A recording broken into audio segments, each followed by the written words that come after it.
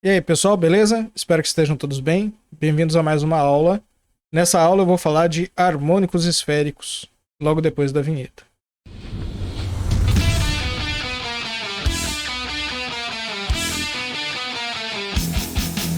Bom, essa aula faz parte de uma sequência de aulas, né, em que eu resolvo a equação de Poisson para um potencial que se refere a um campo de forças do tipo 1 sobre R2, ou seja, o inverso do quadrado da distância entre o centro do potencial e a partícula que está sofrendo a força desse potencial. Então vamos dar uma recapitulada no que a gente viu até agora.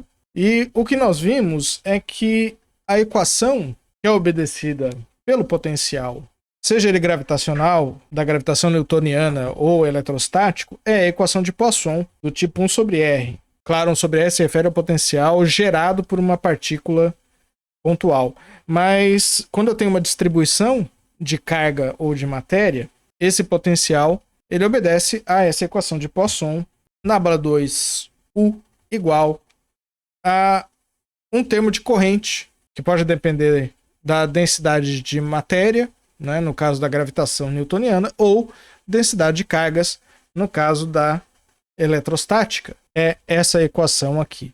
Eu tenho aqui o operador laplaciano, potencial, tanto o operador quanto o potencial no mesmo ponto, x, então esse ponto x está representado pelo vetor posição x, e aqui desse lado eu tenho uma densidade, seja de carga ou densidade de matéria, e a constante que vai me dar qual teoria que eu estou trabalhando, seja ela gravitação newtoniana ou o campo eletrostático. E nós vimos que a solução dessa equação é do seguinte tipo: u de x, o zero de x, que vai ser solução da equação de Laplace, vou colocar ali embaixo, menos 4πk integral em todo o espaço R3. Claro que se eu tiver uma densidade contida no volume, a integral vai ser no volume, já que fora da integral eu vou supor que essa densidade seja igual a zero se o sistema for isolado, tá certo?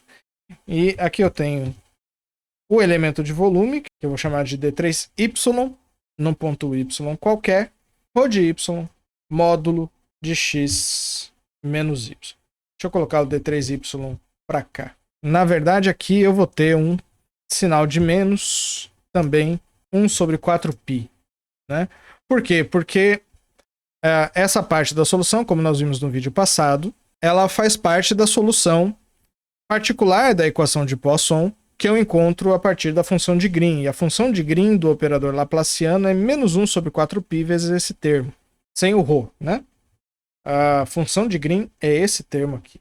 Então, claro, menos 4π com menos 4π vai embora, tem um sinal positivo, e posso colocar o ρ aqui para cima. Essa é a solução geral da equação de Poisson, sendo que o zero é uma solução da equação de Laplace, Nabla 2, o zero de x igual a zero para um conjunto de condições de contorno apropriado, tá certo? E aí o que nós fizemos? Nós partimos para resolver a equação de Laplace. Nós resolvemos a equação de Laplace em coordenadas cartesianas e estamos no processo de resolver a equação de Laplace em coordenadas esféricas, que é uma tarefa razoavelmente complicada do ponto de vista matemático, mas é um exercício necessário para todos nós. Então, essa equação de Laplace é dada em coordenadas esféricas por essa equação. Depois dessa equação, nós realizamos uma proposta de solução por separação de variáveis, que é esta solução aqui. E com isso eu consigo dividir a equação de Laplace em 3 equações independentes, que é a equação radial, a equação polar e a equação azimutal. Está aqui a solução azimutal. Ela vai ser uma combinação de exponenciais mais ou menos imx, com o i número complexo e o m inteiro, a princípio. A solução radial é essa aqui. E aí nós temos a equação polar, que é mais complicada de resolver. E essa equação ela vai se tornar a equação associada de Legendre com a substituição de variáveis x igual a cosseno do ângulo θ. Isso nós vimos na aula passada. Para x igual a cosseno de θ, a solução geral é dada pelo que nós chamamos aqui de polinômios de Legendre associados. essa vai ser a solução geral para a equação acima. E esses caras aqui, eu também descobri através das propriedades da equação associada de Legendre, que eles são derivadas em m de um polinômio P0, que com uma mudança de notação eu vou escrever como PL de m igual a 0, certo? Maravilha. Esses módulos aqui me dão as soluções para m maior que 0. Lembre que o m é um número inteiro, né? Portanto, ele pode ser positivo ou negativo, mas essas aqui eu construo para m maior que 0. Para m menor que 0, eu vou dizer qual é a solução depois. Então, essa aqui é a solução geral para a equação polar. E P0 são os polinômios de Legendre, né? E nós temos o que a gente chama de fórmula de Rodrigues para esses polinômios. E a fórmula de Rodrigues é essa aqui, certo? Menos 1 elevado a m, 2ll fatorial, 1 menos x ao quadrado, m sobre 2, dl mais m, dxl mais m, x ao quadrado menos 1 elevado a l. E aqui eu descubro que o L tem que ser um número natural para que a solução seja fisicamente finita e M positivo. Então esses caras aqui são as soluções mais gerais que eu posso montar. Eu tenho uma solução para cada L e para cada L eu tenho um número de soluções que dependem de M. E a outra coisa que nós vimos sobre o parâmetro M, em razão dessa propriedade da derivada, para cada L, como os polinômios de Legendre de ordem L vão até x elevado a L, sejam eles pares ou ímpares, eu posso derivar L vezes. Portanto, o M ele não é um número inteiro qualquer. Ele vai, no geral, de menos L até L. Então, os polinômios de Legendre associados são soluções da equação polar. E uma coisa muito interessante desses polinômios é que, para cada m, os polinômios associados geram um espaço vetorial de funções L2. E essas funções L2, né, é um símbolo que a gente usa para funções quadrado integráveis. O que significa isso? Que qualquer solução para a equação polar, eu posso escrever como uma combinação linear dos polinômios de Legendre. Portanto, cada solução da equação polar, para cada m, pode ser escrito como uma combinação linear dos polinômios associados de Legendre para aquele m em particular. Tá certo? Então, o que acontece é que o espaço das funções que satisfazem a equação polar formam um espaço vetorial. Exatamente, esses caras aqui são vetores e esses polinômios para cada m formam um espaço vetorial. Quando a gente chama esse espaço vetorial de espaço de funções L2, o que eu estou querendo dizer é que a integral em todo o espaço do quadrado dessas funções, certo? Na variável x, existe, ou seja, é sempre finito. E lembrando que o domínio dessas funções L2 em particular está no intervalo de menos 1 a 1. Porque lembre-se que a variável x é o cosseno do ângulo θ, então ela vai de menos 1 até 1. Essa é uma propriedade de um conjunto bastante amplo de equações que são chamadas de equações do tipo Sturm-Liouville. Vocês vão aprender em métodos de física teórica. Vocês vão ver que problemas de Sturm-Liouville bem estabelecidos, né, ou seja, cujos operadores diferenciais possuem certas propriedades desejáveis, formam espaços vetoriais com as suas soluções. E esses espaços vetoriais são bem estabelecidos também. E essa é a base em mecânica quântica porque a gente chama de quantização. Nós vamos ver que esse problema que nós estamos lidando, ele é um problema de quantização, embora ele não envolva a mecânica quântica. Eu vou deixar isso um pouco mais tarde. Então, vejam bem, agora que eu tenho as soluções para a equação polar, radial e azimutal, eu vou montar naturalmente a solução geral da equação de Poisson. E essa solução geral, eu venho aqui em cima, nós já sabemos que a forma da solução geral da equação de Laplace é essa aqui. Nós temos a solução azimutal, vamos colocá-la aqui, certo? Lembre-se que a gente tem um problema, né? Essa solução aqui, ela me dá uma combinação linear de senos e cossenos. E eu vou lidar, por enquanto, com m positivo. Então, eu vou ficar com a parte positiva dessa solução primeiro. Depois, para m negativo, ou seja, que é a parte do espectro espelhada com relação a M, né? Eu vou lidar um pouquinho depois. Então, primeiro o M de 0 a L. A solução radial é essa aqui. Vou substituí-la primeiro. Então eu tenho dois coeficientes A e B, R a menos L e R a L mais 1. Está aqui. Quando eu divido por R, eu tenho menos L menos 1. E aqui esse cara vai embora. Olha que maravilha. Posso fazer isso aqui. Menos L mais 1. E esses coeficientes aqui, claro, eu vou ter um coeficiente para cada L, já que o L é um número natural. Então eu vou escrever dessa forma. E aqui, por último, eu vou colocar a solução geral, que são os polinômios de Legendre associados, PL de x. Mas aqui eu vou colocar um coeficiente.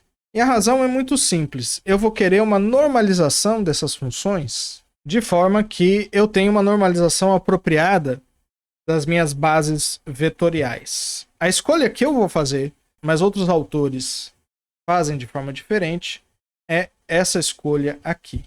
Ou seja, esse coeficiente vai depender de L e M. Então eu tenho 2L mais 1 sobre 4π, L mais M fatorial dividido por L menos M fatorial, raiz quadrada. Agora eu vou realizar a somatória de L de 0 a infinito. E para cada valor de L eu tenho a somatória de M igual a 0 até o valor de L correspondente. Então eu tenho a soma em L, a soma em M. Essa é a solução mais geral possível. E perceba que aqui eu tenho a solução que só depende de R, e a solução que só depende de x e de φ, eu tenho um nome especial, que é chamado de harmônicos esféricos. Os harmônicos esféricos eles são escritos dessa forma. E agora eu vou explicitar os ângulos θ e φ. E eles são definidos assim, como essa combinação de polinômios em cosseno θ exponencial de im φ.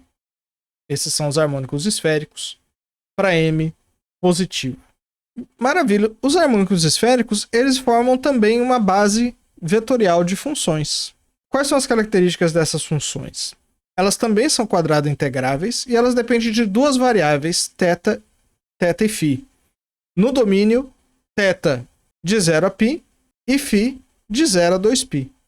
Então, os harmônicos esféricos eles formam uma base vetorial de funções que são definidas sobre a esfera de raio unitário. A gente pode demonstrar, vocês vão estudar isso em métodos de física teórica, que os harmônicos esféricos obedecem a uma relação de ortonormalidade com produto escalar definido utilizando a integração sobre o elemento de ângulo sólido. Então, a integral de 0 a 2π de dφ, juntamente com a integral de seno θ dθ, harmônico esférico ao quadrado, é igual a 1 se L for igual a L' e os M's forem iguais, ou vai ser igual a 0 se L for diferente de L' ou se M' for diferente de M aqui. Então essa é uma relação de ortonormalidade muito parecida com as relações que vocês encontram na álgebra vetorial ordinária. Aqui em θ vai de 0 a π. Então aqui eu defino o produto escalar de duas funções através da integral no ângulo sólido, né? Portanto, toda função de θ e φ nesse domínio que a gente escreveu pode ser escrita como combinação linear dos harmônicos esféricos. Da seguinte forma, né? Eu tenho uma função f de θ e φ, tem uma somatória em L, somatória em M, nos valores possíveis de L e M, claro. L vai de 0 a infinito, M vai de 0 a L, de um conjunto de coeficientes Lm, Y, L e M. E para encontrar esses coeficientes, basta eu fazer o produto escalar de f com a base estrela, né? Que é a base complexa conjugada, que eu esqueci de falar, né? Y estrela troca I por menos I. Então, para encontrar os coeficientes a L, o que eu vou fazer vai ser, eu vou realizar a integral no ângulo sólido. Isso aqui me dá uma integral dupla, que é essa integral aqui. Estou escrevendo em forma simbólica. E vou multiplicar aqui y estrela, L', M', também de θ e φ. Quando eu faço isso, claro, aqui eu tenho a mesma função, integro dos dois lados. Os As são constantes. E aí eu uso a relação de ortonormalidade em cima. A delta de Kronecker L'(L) tomada em L transforma o L em L', mata a soma. E a soma em M com a delta de Kronecker sobrevive apenas o termo em M', mata a soma. Portanto, os coeficientes, posso tirar o linha agora, se tornaram índices, podem ser escritos dessa forma. Por outro lado, eu também tenho um conjunto de funções f', que eu vou chamar de A', Y', que são as soluções complexo conjugadas. E, naturalmente, eu posso fazer a mesma brincadeira e encontro os coeficientes duais. Então, o espaço da esfera unitária funciona como um espaço vetorial de funções. Claro, eu não vou fazer em detalhes, né? Mas para m menor que 0, eu consigo demonstrar m menor que 0 correspondem às soluções duais através dessa equação. Ou seja, y para m negativo é igual a menos 1 elevado a m, y' Lm de x. Às vezes eu estou colocando a vírgula, às vezes não. No geral, o pessoal coloca a vírgula. Então, nós temos aqui esses senhores. E com os harmônicos esféricos, a gente escreve a solução geral da equação de Laplace na forma da combinação linear dos harmônicos esféricos. Dessa forma aqui. Certo? Isso para m positivo. E para m negativo, a gente simplesmente utiliza essas equações aqui. Parece complicado, mas não é tão complicado assim. Eu vou fazer um exemplinho muito simples, que é a partícula pontual de massa m. Esse é um exemplo realmente muito simples, só para ver se o potencial dá 1 sobre r mesmo. Como a solução geral é dada por esse cara aqui, nós vamos descobrir. A partícula pontual de massa m ela só contribui para a solução em L igual a 0. Por quê? Porque eu tenho simetria polar. Como eu tenho total simetria por rotações, não importa o ângulo, mantidos R e φ, a solução polar independe do ângulo θ, portanto L é igual a 0. Como L é igual a 0, nós temos aqui, eu tenho R a menos 1, 1 a 0, R elevado a 0 dá 1, eu tenho aqui um B. Então eu tenho L0, M. E claro, se o L é igual a 0, M só pode ser 0 também. Então, a solução para a partícula pontual de massa M é essa aqui. Y00, vamos pegar aqui. O L é igual a 0, 1 sobre 4π. L e M são 0, correto? 0 fatorial dá 1. Então eu tenho raiz de 1 sobre 4π. Portanto, eu tenho aqui o primeiro polinômio de Legendre, que é uma constante. E aqui eu tenho I0φ, que é 1. Que é o polinômio P00, se vocês quiserem calcular, tá aqui a fórmula de Rodrigues. Esse cara aqui vai dar 1, esse cara derivada zerésima, então esse polinômio é simplesmente 1. Portanto, o harmônico esférico correspondente aqui, que é o de L igual a 0 e M igual a 0, vai ser igual a 1 sobre raiz de 4π. Deixa eu escrever aqui com a raiz para baixo. Então, esse é o primeiro harmônico esférico. Então, portanto, nós pegamos essa solução que temos aqui. E Y00 é 1 sobre 4π, que é uma constante. Mas, nós temos duas constantes arbitrárias aqui. Portanto, eu vou absorver essa constante em A0 e B0. Vou deixar a solução aqui como está. Nós temos que B0 tem que ser igual a 0, pois nós podemos determinar o potencial no infinito como sendo igual a 0. Né? A gente pode manter o B0, né? Porque afinal de contas a força de um potencial constante é igual a 0. Então o que interessa para a gente é que a força caia a 0 no infinito. Né? Mas nós podemos determinar o potencial no infinito como sendo 0. Essa é uma escolha bastante comum. E, portanto, nós temos como resultado geral o potencial é esfericamente simétrico e depende de A0 sobre R. Para encontrar A0, a gente tem um problema que eu não vou abordar exatamente aqui. Eu vou fazer no exemplo da casca esférica de novo. Lá eu não vou ter esse problema, mas eu deveria analisar condição de contorno para R tendendo a zero. O problema é que para R tendendo a zero, esse potencial explode, vai para infinito.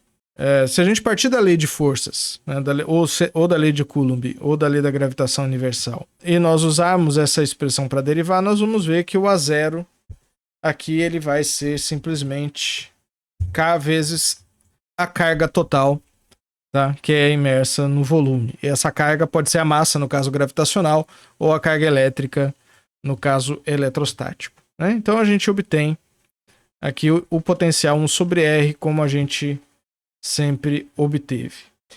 Uma maravilha. Esse vídeo aqui eu vou deixar como tá. No próximo vídeo eu vou falar... No próximo vídeo eu vou fazer o outro exemplo, que é o da casca esférica. Nós vamos resolver. Vou falar sobre o significado físico dos números L e M. Eu vou mostrar para vocês que esses aí são números quânticos, embora a teoria não seja uma teoria da mecânica quântica. Propriedades de quantização de campos aparecem em física clássica também. Eu vou dizer como é que a gente vai interpretar isso. Grande abraço e até a próxima.